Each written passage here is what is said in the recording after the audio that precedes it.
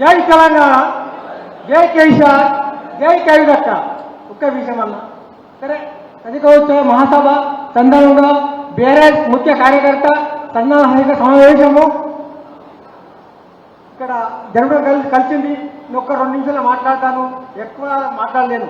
ఎందుకంటే రాజకీయ నాయకులు ఎమ్మెల్యేలు కానీ వస్తారు పోతారు. ఇప్పుడు రేపు పొద్దుగల పార్టీ వచ్చిందనుకో అందులోకి వస్తారు.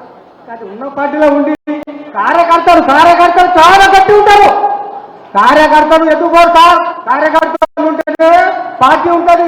ఒకవేళ నేను దయచేసి చెప్తున్నా, కార్యకర్తలకు మోసం చేయకండి. దయచేసి కార్యకర్తలు ప్రారంభిస్తారు, దెబ్బలు తింటారు. కార్యకర్తలకు మీరు కాపాడి సార్. నాయకులు కారు, నాయకులు అత్తరు పోతారు.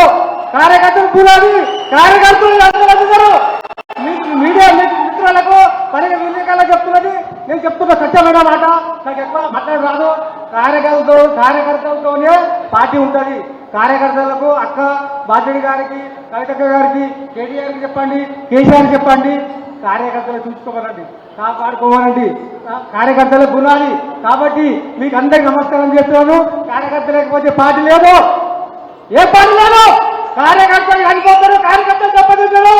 దక్షిణ జుబేర్ దగ్గర 5 పోలీస్ స్టేషన్లో పట్టుబడ్డారు.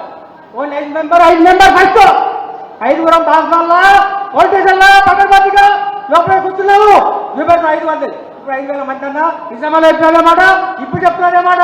ఫస్ట్ కార్యకర్తలు అక్క ప్లీజ్ దయచేసి చెప్తా మాట్లాడారు. మీరు కార్యకర్తలు చూడండి. మా కార్యకర్తలకు చాలా బాధాకరంగా ఉన్నది. పత్రికలకు అందరికీ నమస్కారం. జై తెలంగాణ, జై కవితమ్మ, జై బతుకమ్మ, జై కవితమ్మ.